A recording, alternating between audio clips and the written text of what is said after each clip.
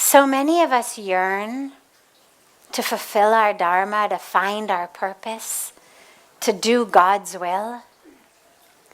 And yet the ego is such a game player that it can wear any hat, it can wear any mask, it can speak any language. And your ego can come and say, it's really your Dharma to be the CEO of this company. And if you've got to step on 100 people to get there, well, it's your Dharma. You do whatever you have to do. And if you've got to cheat and lie and steal, well, it's your Dharma to get there. And of course, we know that no one's Dharma, real Dharma, would require them to cheat and to step on people and to lie and to steal just to become head of a company. But the ego is so good, it'll tell you whatever story it needs to in order for you to believe it. So this is where subtlety is really important. And it's important to understand what is the voice of the ego. And here's what's really important and really interesting. We actually do know. And yet, this is a question that comes up over and over again. How do I really know? How do I know what's right and what's wrong? How do I know what I'm supposed to be doing? We convince ourselves that we don't know, so that we can get into these long, drawn-out debates with ourselves. The truth is, we do know.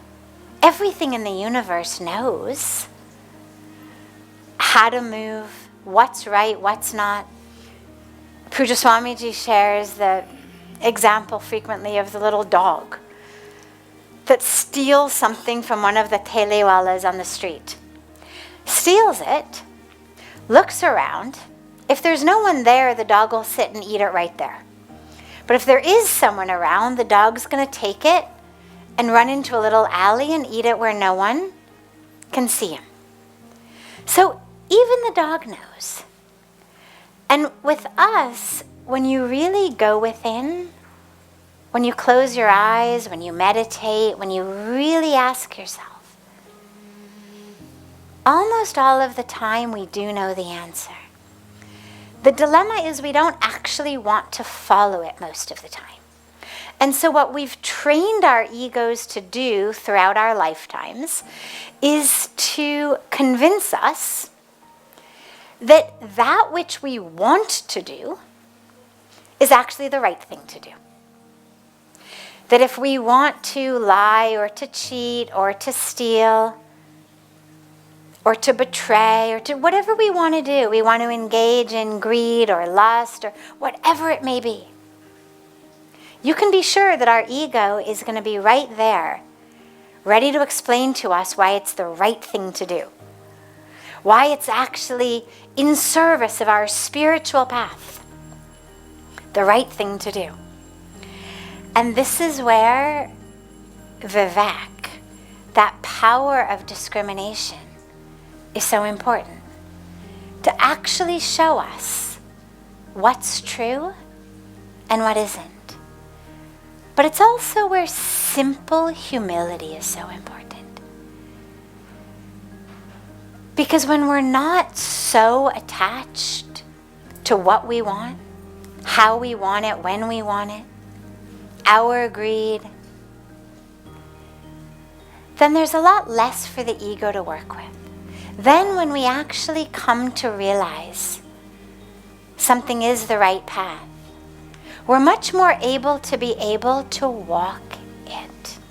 So I'll give you a couple of just quick sort of, I don't want to say tricks, but hints that you could use if you're really in doubt.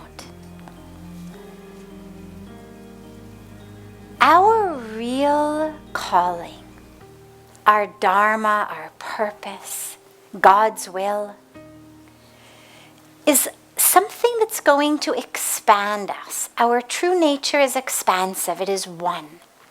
And so it's going to be something that will expand our hearts, expand our minds, expand our scope of generosity, of awareness, of helping, of love. That which is our ego is something that's going to cause us to contract.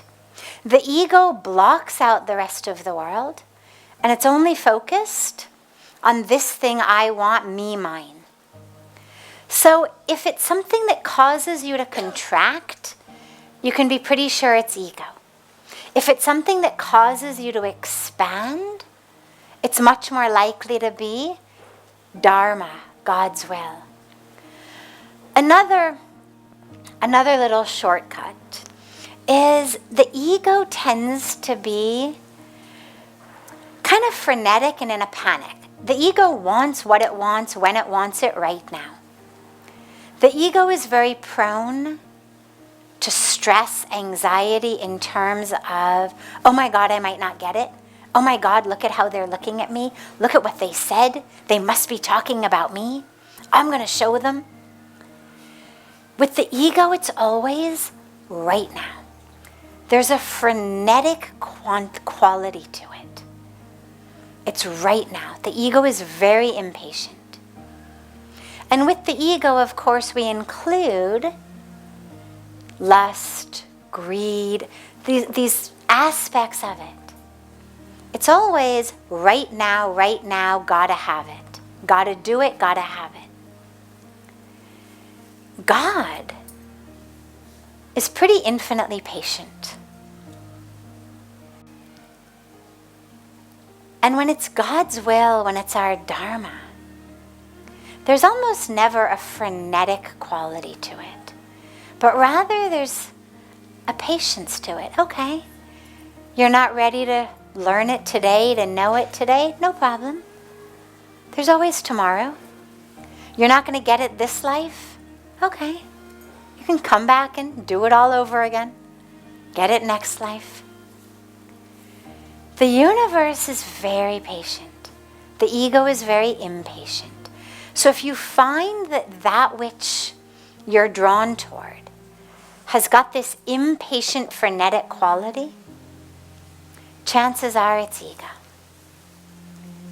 If it's still true tomorrow, the day after, it's much more likely to be Dharma and God's will.